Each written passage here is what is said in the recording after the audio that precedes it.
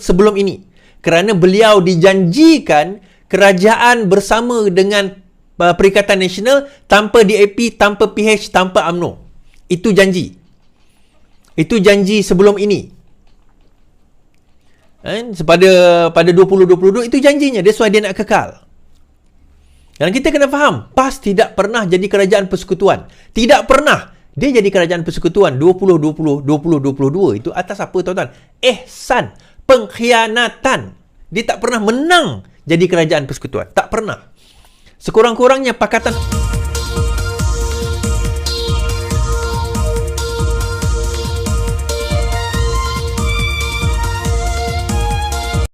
tekan butang subscribe, like dan aktifkan lonceng. Kenapa kita nak wujudkan kasino di Sarawak? Saya boleh guess, saya boleh meneka je lah. Yang pertama, sebab terlalu banyaknya slot-slot haram dekat Sarawak sampai kerajaan tak boleh cukai. Itu saya boleh teka. Jadi kerajaan tak boleh cukai, jadi dia nak buat slot. Tapi, itu satu alasan. Ada satu alasan lain, tapi saya tak nak sebut kat sini lah. Dengan resources yang kita ada, kita masih bercakap tentang pembangunan di Sarawak, seolah-olah Sarawak tak membangun. Dan saya kata, kenapa Sarawak tak boleh membangun sebagaimana yang sepatutnya dia membangun? Paling utama sebab kerana pentadbiran, sebab utama korupsi, sebab utama perancangan yang tak betul.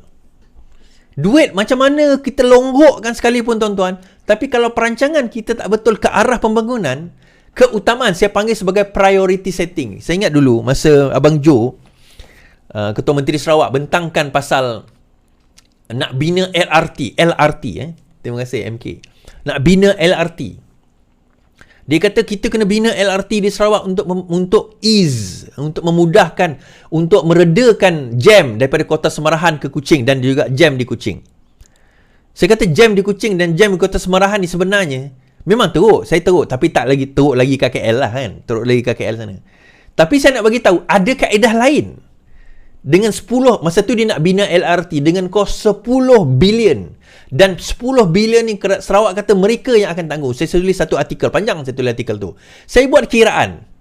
Saya kata macam mana kita kena belajar daripada Rapid KL, LRT Putra 2 bilion kos, company bankrupt tuan-tuan. Tak boleh nak tanggung. Sedangkan Lembah Kelang ada 6 juta penduduk. Greater Kuching ni sampai Kota Semarahan dan sebagainya, tak sampai 500,000 pun penduduk dia. Jadi macam mana nak dapat pulangan 10 bilion tu? So saya buat calculation. Saya kata memang benda ni sepatutnya ada priority setting. Instead of investing 10 billion ke atas LRT tu, lebih baik dia lebarkan jalan, contoh kat Kota Semarahan, mana roundabout besar-besar tu buat flyover, buat underpass, buat traffic light. Itu adalah lebih baik dan lebih jimat dan lebih mudah. Dan kalau buat LRT pun orang lebih suka pakai kereta daripada LRT. Saya tanya tuan-tuan dan perempuan, majoriti tuan-tuan dan perempuan duduk Lembah Kelang pun tak guna LRT. Kecuali yang pergi kerja lah. Majoriti kita tak guna LRT pun. Ini kan pula dekat Bandar Kuching, nanti kita takut. Bukan saya nak menentang nak bina LRT tu. Tapi ada orang kata, Iswadi kau tak nak kemajuan. Bukan itu. Isunya, adakah itu dipanggil priority setting within development? Setting yang keutamaan, benda yang utama dalam development, dalam pembangunan kita. Is that really it? Sedangkan wang dana tersebut kalau kita bina underpass, flyover, roundabout dan sebagainya, jalan baru lebarkan, tak sampai pun 1 bilion. Tak sampai 1 bilion, 500 juta pun saya jamin tak sampai. Not even half a billion pun. Nak buat benda-benda tu. And yet kita nak bina. Lepas tu tak jadi. I think tak tahulah sebab artikel saya ke apa ke saya tak tahu. Tak jadi bina LRT. Buat ART pula. Sekarang ni ART dijangka siap 2025 tapi mungkin ada delay. Kita tak tahulah sebab delay sebab apa. ART ni Abang Jo tak berani declare berapa dia punya cost. Dia tak berani declare berapa cost dia. Dia tak berani declare berapa cost. Sebab dia tahu kalau dia declare cost, saya boleh calculate. Saya boleh calculate berapa daripada situ pendapatan dia, perbelanjaan dia. Dan ART is a new technology. Sama juga dia buat bus hydrogen. Daripada bus hydrogen, 10 juta invest 2 bus dan 1 hydrogen adalah lebih baik kalau kerajaan invest on electric vehicle. Not fully hybrid ke electric vehicle ke electric development. Sarawak SEB, Sarawak Energy Berhad. So lebih baik dia buat development dalam bagaimana nak menggunakan SEB. Kita ada bakun. Macam mana dekat Semenanjung ni, dekat Semenanjung tak adalah empangan, tapi empangan bakun di Sarawak tu enough untuk nak salurkan seluruh Sarawak. How kajian boleh dibuat nak gunakan empangan yang ada tu, access of electricity yang ada, kita sebenarnya access terlalu banyak daripada bakun tu boleh digunakan kalau sekiranya kita nak kita nak go full EV. Kalau kita nak go full EV, development boleh tak kat situ. Bas 2 biji dengan hydrogen tu 10 million was spent. Dan saya sendiri tak pernah naik bas tu, kan. Jarang saya nampak bas tu. Dia bas free lah, bas hydrogen free, tapi jarang saya nampak. Again, bila kita bercerita tentang perkara itu, adalah lebih baik keutamaan diberikan kepada perkara tersebut. Hari itu saya pergi ke Sarawak Cultural Village, Kampung Budaya Sarawak. Saya terjumpalah 2-3 orang yang selalu follow live saya, kan. Abang Nur Khalifah, kan? Abang Lim, saya tak nak sebut nama penuh dia, kan. Abang Lim, dia tegur saya, Suardi, dia kata. Okay, kata, cerita-cerita saya kata, lebih baik duit itu, dana itu, dia investkan kepada rebuilding balik Sarawak Culture Village tu. Sarawak Culture Village ni dah bagus dah. Tapi tambahkan lagi, orang kata apa, benda apa yang ada dalam tu, perbaikikan apa yang dah lama. Kan Sarawak Culture Village ni 30 tahun dah. Sarawak Culture SCV, Sarawak Culture Village 30 tahun. So nampaklah kelusuhan dia. Saya pergi daripada dia mula-mula dibuka, dan saya pergi 30 tahun ke 20 tahun, saya tak ingat lah. Saya pergi daripada mula-mula dahulu dia dibuka, sampailah baru-baru ni pun saya pergi, kan, Sarawak Culture Village ni. Saya dah pergi lama dah. So kita boleh tengok berkenaan dengan Sarawak Culture Village ni, dan berkenaan dengan apa orang kata, apa benda yang kita boleh tambah kat situ, perbaiki kat situ dan sebagainya. Okay? Right. Itu yang berlaku sekarang ini. Baik. Habis cerita kat Sarawak kat situ lah. Saya nak bawa cerita sikit, tuan-tuan, tentang pergaduhan yang sebelum kita pergaduhan UMNO di dalam di antara UMNO dan juga apa orang kata, dan UMNO dan juga what do you call that, Noh Omar dan juga UMNO lah, Isham Jalil, kan. Saya nak bawa kisah hari ni lah. Cikgu Bat ni, dia buat demonstrasi. Cikgu Bat dia buat demonstrasi, minta Anwar turun, dan demonstrasi itu dia buat dekat Sogo. Itu biasa kalau kita reformasi dulu, kita biasa buat kat Sogo lah, kan. So dia buat kat Sogo. So dia buat belon lah. Saya buat lawak lah hari ni. Saya kata, kan, DJ dia buat promosi ke? Okay, jadi kita tengok Cikgu Bat punya statement, dan kita akan komen. Ini sangat pekak, dan lebih layak digelar sebagai rejim campuran harapan nasional atau Hanan. Kerana rejim Hanan ini tidak pernah mendengar, dan terus dengan cara dia sendiri, dan tak peduli kepayahan rakyat di bawah. Dia terus berseronok umpama badut negara, cuba menghiburkan rakyat. Dalam keadaan kerja hakiki dia sebagai Perdana Menteri, dia tak buat. Berjalan ke bazar raya, pergi menyanyi sana sini, naik helikopter, naik kapal terbang sana sini. Anwar, kalau kamu nak jadi penghibur, kamu jadi badut negara, tukar PM segera. Kalau dia terus pekak dan menjadi badut negara seperti ini, kita tak punya pilihan. Malah hari ni pun terhasil 14 orang, 18 orang. 1, 2, 3, 4, 5, 6, 7, 8, 9, 10, 11, 12, 13, 14, 15 orang. Termasuk ni yang tukang ambil gambar ni 16 orang. Apabila ni SB kot. 17 semasa lah. Ramadan, orang bercakap soal 1 Mei, soal kepayahan hidup rakyat dan sebagainya, mendesak demonstrasi.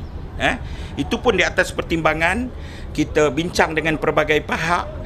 Khususnya ini adalah hari raya. Kena ingat, ini Idul Fitri paling tertekan seluruh rakyat Malaysia dalam sejarah yang panjang Malaysia merdeka. Dan kita melihat bahawa mobilisasi besar sangat tidak sesuai pada masa ini. Tetapi suara bantahan rakyat harus didengari dan harus diperdengarkan keluar. Oh, dia kata pada masa ini mobilisasi rakyat tak sesuai dalam jumlah yang besar tu, yang dia bawa belon lagi banyak daripada orang tu. Kenapa bawa belon? Kenapa dia bawa belon, tuan-tuan ya? Sebab belon tu nampak macam kepala orang, kan. Jadi kepala orang tu nampak lah ramai kepala kat situ, kan. Okey, tak apa, kita teruskan. Kita mengambil masa kurang daripada 60 hari, pasti akan ada mobilisasi besar kalau keadaan begini kekal. So dia kata dalam masa 60 hari 3, 6, 2 bulan. So hari ni 2 hari bulan. So 2 hari bulan 2 hari bulan 5, 2 hari bulan 6. So 2 hari bulan 7 nanti akan ada demonstrasi besar-besaran. Baik. Sebelum 2 hari bulan 7. Dan kena ingat bahawa kita tidak membincangkan, gerakan ini tidak membincangkan persoalan pertukaran kerajaan. Gerakan ini adalah PM yang sangat gagal dan tidak tahu buat kerja. Kita ada 5 alasan yang penting. Okey, dia kata ada 5 alasan kenapa PM ini gagal. Baik, kita dengar alasan beliau. Pertama, ialah persoalan kos sara hidup, apa semua ni tak selesai. Tapi apa Anwar buat? Anwar pergi berjalan-jalan. Dia Perdana Menteri pertama Malaysia yang pergi semua bazar raya. Oh, dia boleh menyanyi, dia boleh apa. Rakyat tengah menderita ni. Dia boleh naik helikopter, pergi berjalan sana, pergi berjalan sini, naik jet, pergi sembahyang Jumaat, balik ke Port Dickson pun naik jet. Dan ini Jap. Dia kata apa? Balik ke Port Dickson naik jet. Dekat Port Dickson tu dia ada lapangan terbang apa kat Port Dickson? Pertama, kos sara hidup. Dia kata kos sara hidup. Kita dapati bahawa kos sara hidup daripada segi inflasi dah mula menurun. Dia tak drastik tapi dia menurun.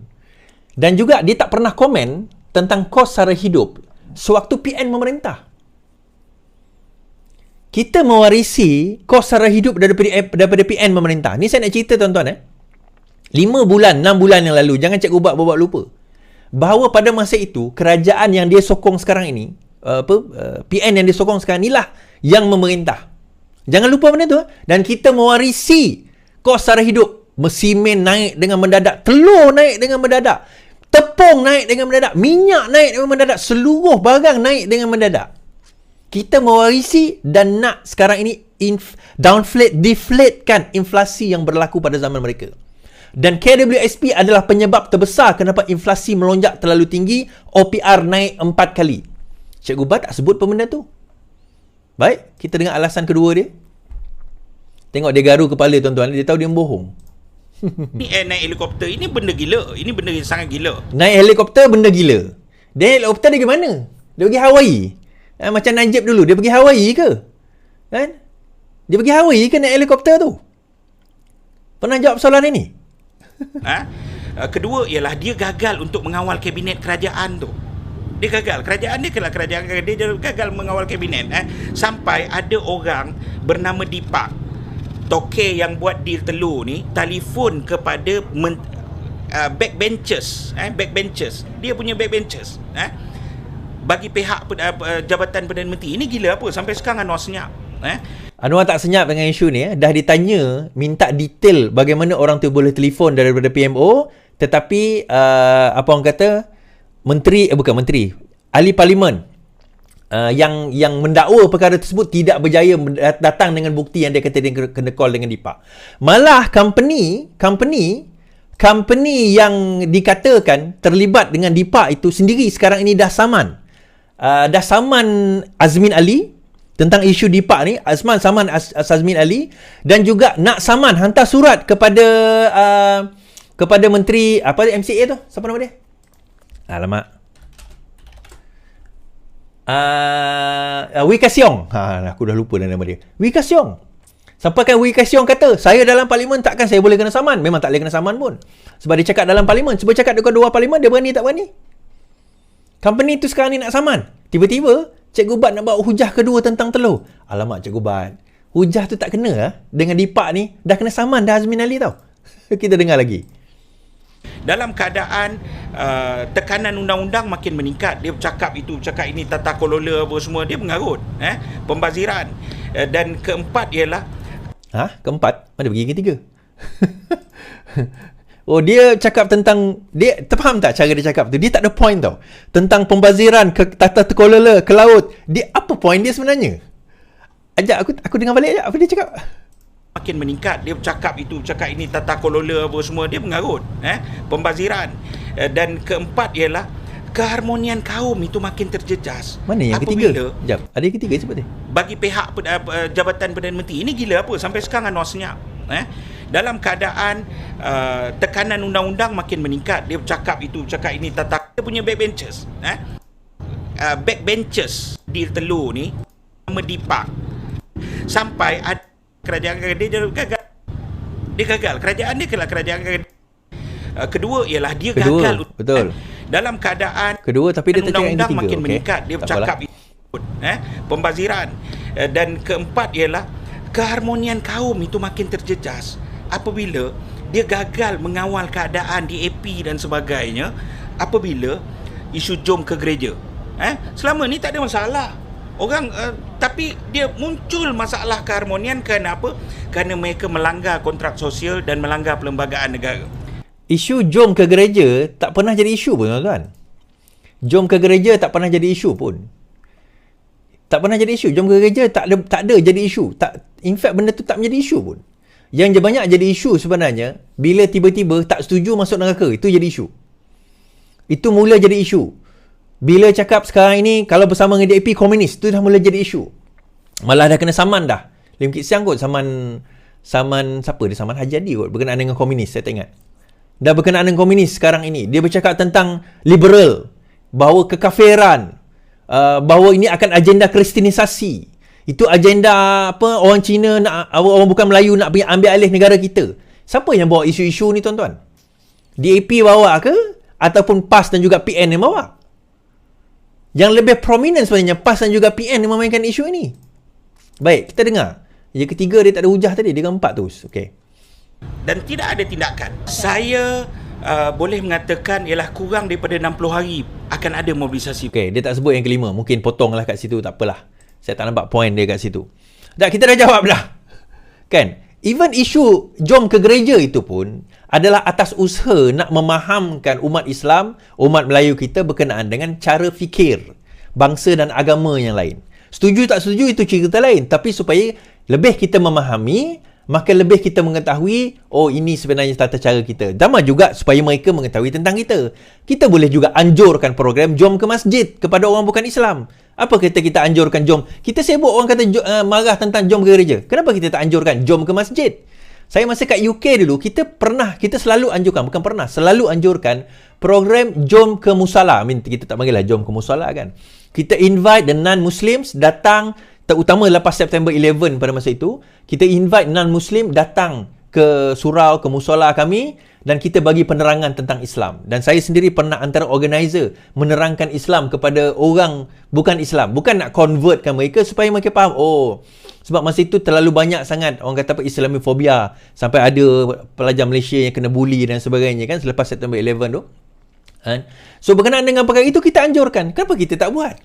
Bila kita nak buat usaha memahamkan umat Melayu kita, orang Melayu dan juga bukan Melayu, dua-dua pihak ni, supaya tidak ada saling prasangka di antara kedua-duanya, apa yang golongan ini buat, dia gunakan agenda itu, dia kata, nampak, agenda kristianisasi, ini cuba nak mengkristenkan orang Islam. This is exactly apa yang dia cakap tadi, itu yang mereka buat. So, saya tak nampak lah hujah dia. Saya tak nampak hujah dia sebenarnya. Kan? Bila dia nak buat demonstrasi, 70%, 68% daripada kajian mendapati negara is heading satu ke arah tujuan yang betul. 60% mendapati Anwar is the best prime minister pada masa ini, dan 65% mendapati bahawa daripada kajian bahawa keadaan negara sekarang ini, terutama di dalam keputusan yang di-Pertuan Agong nak melantik kerajaan perpaduan ini, adalah satu kaedah yang betul. Dan ini kajian yang dibuat oleh agensi-agensi bukan kerajaan, agensi bukan kerajaan melihat hala tuju negara sebelum ini. Tuan-tuan boleh kaji sendiri tentang mana ni lah. Baik, saya bawa kisah tentang Noh Omar dan juga orang kata apa, Isham Jalil. Saya terus gerak kerana ini. UMNO kini hanya tinggal kaki bodek, kata Noh Omar yang setari PN pada PRN. Tan Sri Noh Omar berikrar menjadi Parlimen Tanjung Karang sebagai kubu kuat PN dalam pilihan raya akan datang setelah sekian lama dikuasai. Kemudian Isham Jalil jawab, dia kata, setahu saya Noh Omar kaki bodek. Kan? Kata Isham Jalil, Noh Omar kaki bodek. Membidas kritikan Noh Omar, MKT UMNO Isham Jalil mendakwa bekas ketua UMNO Selangor itu sebenarnya kaki bodek untuk mendapat jawatan. Jelas Isham, Noh pernah untuk membodek bekas Perdana Menteri Najib Razak semata-mata nak jadi Menteri Kabinet. Bahkan kata Isham, dia yang ketika bekerja dengan Najib turut dibodek Noh semata-mata nak dapat jawatan. Semalam Noh kata orang UMNO kaki bodek. Setahu saya kaki bodek adalah Noh Omar. Dulu seingat saya semasa dia nak jadi menteri, dia bodek PM, dan saya sampai saya pun dia bodek. Masa itu saya bekerja di pejabat Perdana Menteri, katanya. Tak dulu hari ini BH melaporkan yang bekas Parlimen Tanjung Karang mendakwa UMNO kini hanya ditunjangi kaki bodek dalam parti itu yang tewas dalam pemilihan parti. Nah, dalam isu ni tuan-tuan, saya nak bawa juga perkara yang dibahaskan hari ini berkenaan dengan kes 126 orang yang keluar surat khabar. Sebab dia keluar surat khabar, so saya komen lah kan, yang dikatakan akan membentuk kerajaan baru tidak lama lagi. Baik, berkenaan dengan perkara tersebut, saya nak ceritalah ni kan. Ada yang tanya saya, betul ke 126 orang ni? Saya dah terang banyak kali, tapi ada dua daripada PKR dan sebagainya lah. Dia macam ni lah. 126 orang itu pun, kalau sekiranya benar, akan hanya berlaku PRK, pilihan raya kecil. Dia tak boleh lompat, melainkan berlaku pilihan raya kecil. Terima kasih 10,000 yang menonton, 11,000 yang menonton sekarang ni. Dia hanya akan berlaku, maksudnya tidak mungkin berlaku pertukaran kerajaan kerana berlaku pilihan raya kecil. Okey, saya bagi contoh macam ni. Ada 70 orang pembangkang sekarang, 70 lebih orang. Katakanlah pembangkang sekarang ni ada 74 orang. 126 tolak 74 orang. So bermaksud ada 52 orang yang dikatakan akan melompat. 52 orang, satu jumlah yang besar. Melainkan saya kata jumlah itu datang daripada UMNO en bloc, GPS en bloc yang melompat, dan it is possible. Tetapi kalau individu yang melompat, maka PRK akan berlangsung di 52 tempat. 52 tempat akan berlaku pilihan raya kecil. Dia tak akan immediately tukar kerajaan. Tapi boleh tak dia hantar SD